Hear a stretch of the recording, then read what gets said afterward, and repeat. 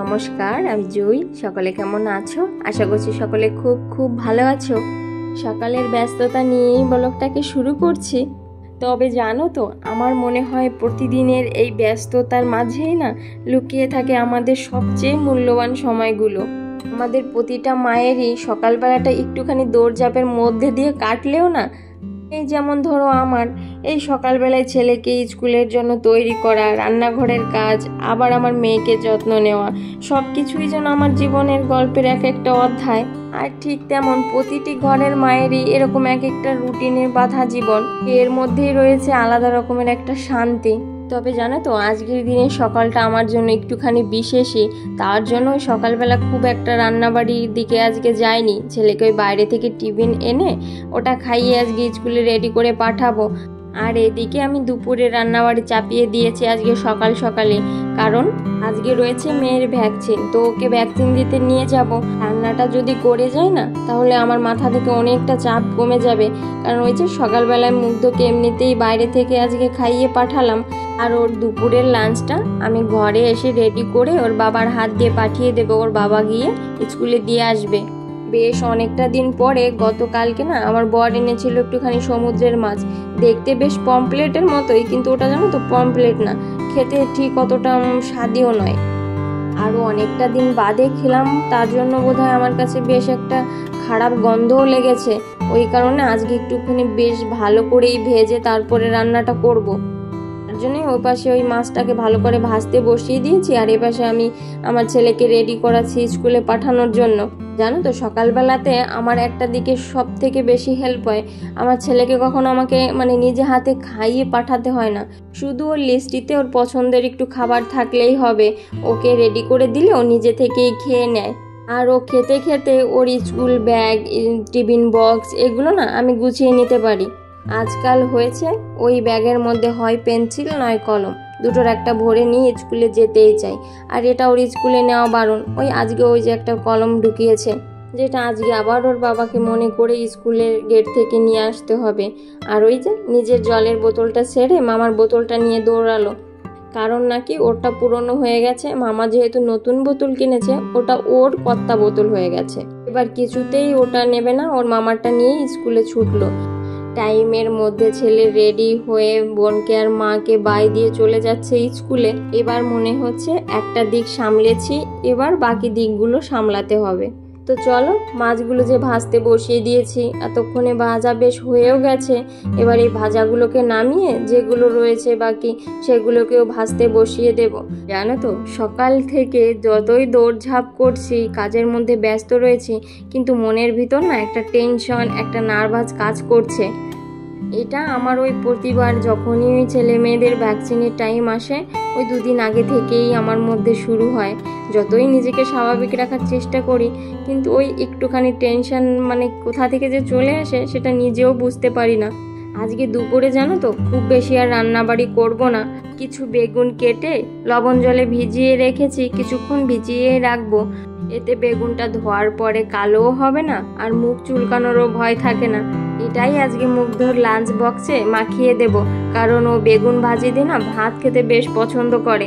স্কুলে যদি একটু পছন্দের টিফিন বক্সটা দেওয়া যায় না, তাহলে চিন্তাটাও কম থাকে, কারণ জানি লক্ষ্মী মতো করে খেয়ে নেবে, পেটটা ভরা থাকবে। তাই লাঞ্চ বক্সে না ওর পছন্দের খাবারগুলোই রাখার আমি চেষ্টা করি সব সময়। আর কিছু কুঁদরি ভাজি করব।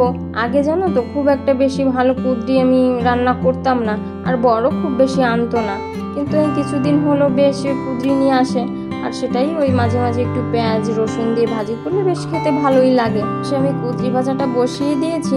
আর ওই সকালবেলা জানো তো একটু সজনে ডাঁটা দিয়ে ডালও করে ফেলেছি।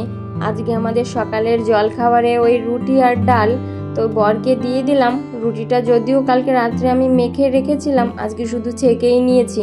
আর ভাইকে সঙ্গে একটা ডিম ভাজিও করে দিয়েছি। বর ডিম খাবে না, তাই বরকে আর দেইনি।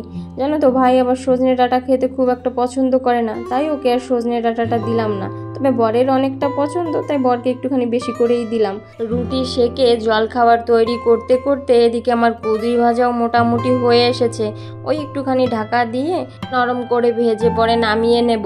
আর এদিকে মাছের ঝোল করব, যে মাছটা কিছুক্ষণ আগে ভেজে রেখেছিলাম।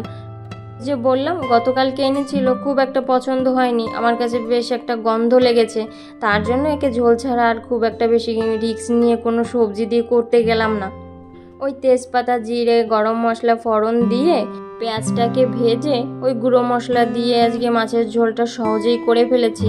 আর যে কিচেনে থালা বাসনগুলো পড়েছিল বেচিনে, সেগুলো এই মাছের ঝোলটা হতে হতে পরিষ্কার করে ফেলেছি। এতে অনেকখানি কাজ আমার কমে গেছে। আজকে দুপুরে আমাদের একদম সাদামাটা লাঞ্চ, কুঁদরি ভাজি, বেগুন ভাজি আর মাছের ঝোল।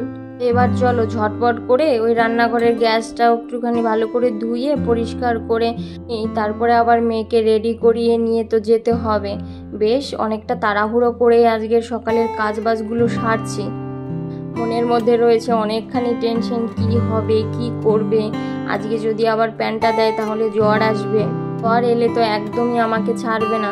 এই সময়টা হয়তো কিছুক্ষণের জন্য একটুখানি কষ্টকর আমাদের প্রতিটি মা বাবার জন্যই, বাচ্চারও একটুখানি কষ্ট হয়, তবে এটা তো আমাদের ভবিষ্যতের জন্য খুবই একটা গুরুত্বপূর্ণ জিনিস। আমাদের ছেলে মেয়ের সুন্দর ভবিষ্যতের জন্য প্রত্যেকটা মা বাবার একটা গুরুত্বপূর্ণ দায়িত্ব এটা। চলো মেয়েকে রেডি করিয়ে নিয়েছি, এবার বেরিয়েও পড়েছি ভ্যাকসিনের উদ্দেশ্যে। জানো তো, যার মুখে কখনো হাসি ছাড়া থাকে না, আজকে সকাল থেকে যে কি হয়েছে, মুখটা একদম গোমড়া করে রয়েছে, এক ফোঁটাও হাসি নেই। যতই হাসানোর চেষ্টা করছি বরঞ্চ আরো কেঁদে ফেলছে। আর ওর এই গোমড়া মুখটা দেখে না আমার আরো বেশি টেনশন হচ্ছে, আরো বেশি কষ্ট হচ্ছে যে কি হবে কি করবে কি জানি। বাড়ি থেকে খুব বেশি দূর নয়, ওই গাড়িতে করে 2 মিনিটের মতো লাগলো। তোমাদের এই জায়গাটা হয়তো অনেকেরও পরিচিত। এটা হলো আঙ্গামারি, যেখানে আমি মুগ্ধকে ছোটবেলায় মাঝে মাঝে নিয়ে আসতাম। সেটা হয়তো তোমাদের সঙ্গে শেয়ারও করেছি। ব্যাস ঢুকতে ঢুকতে শুরু হয়ে গেছে বাচ্চাদের কান্নাকাটি, চিৎকার, সঙ্গে সঙ্গে মায়েদেরও কান্নাকাটি। বিশেষ করে যারা নতুন মা, বাচ্চাদের সঙ্গে সঙ্গে মায়েরও অধিকার বাচ্চার সঙ্গে কাঁদা। ওপাশে যেহেতু ভ্যাকসিন দিচ্ছে, সবাই কান্নাকাটি করছে, তার জন্য আমি একটু এদিকে নিয়ে এলাম। আর এদিকে এসেই ওনার আদর খাওয়া শুরু হয়ে গেছে ঠিকই, কিন্তু মুখে দেখো এক ফোঁটাও হাসি নেই, কারণ সবাই ওই পাশে কাঁদছে, ওর চোখটা না কানটা না ওই দিকেই যাচ্ছে শুধু। যখনই ভ্যাকসিনের ডেটটা আসে তখনই আমার ওর প্রথম ভ্যাকসিনের মুহূর্তগুলো, আমার মুগ্ধর প্রথম ভ্যাকসিনের দিনগুলো, প্রত্যেকটা দিন আমার জলের মতো চোখের সামনে ভেসে আসে। জানো তো, আমার মুগ্ধর সময় যেহেতু প্রথম সব কিছু আমার সঙ্গে হচ্ছিল, আর সেটা সম্পূর্ণ আমার একাকেই সামলাতে হয়েছিল, পাশে সাপোর্ট করার মতো কেউ ছিল না, তাই বেশ কিছু ভালো মন্দ অভিজ্ঞতা রয়েছে। প্রথম যখন আমার মুগ্ধকে নিয়ে আমি ভ্যাকসিন দিতে গিয়েছিলাম, তখন জানো তো ওকে না আমি ধরতে পর্যন্ত সাহস পেয়েছিলাম না, বরঞ্চ ওর থেকে বেশি আমি কেঁদেছিলাম। তবে হ্যাঁ, মুগ্ধ জানো তো ছোটোবেলা থেকে বেশ স্ট্রং, তার জন্য হয়তো আমার ওই প্রথম মাতৃত্বের জার্নিটা বেশ সহজ হয়েছে।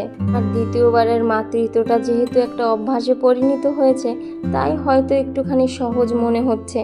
হয়তো এর পিছনে অনেকটা ক্লান্তি আছে, কিন্তু সন্তানদের হাসি আর ওদের এই ছোট্ট ছোট্ট ভালোবাসা আমাকে যে শান্তি দেয় প্রতিদিন, এর থেকে মনে হয় জীবনে সুখ আর কিছু হয় না। চলো এবারের মতো ভ্যাকসিনটা দেওয়া তো কমপ্লিট হয়ে গেল। এবার জানো তো প্যান্টটা দেয়নি, শুধু 2টো দিয়েছে। এর পরের বার নাকি প্যান্টটা রয়েছে, তো এবারটা আর জ্বর আসবে না, এটা শুনে বেশ ভালো লাগছে।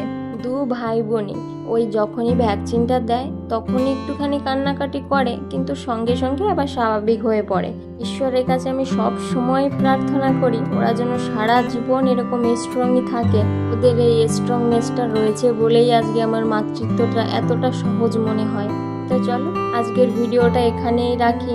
ছেলের টিফিন বক্স রেডি করে এবার ওর বাবার হাতে পাঠিয়ে দেব। যদি কিছু ভালো লাগে তাহলে অবশ্যই চ্যানেলটাকে সাবস্ক্রাইব করে পাশে থেকো।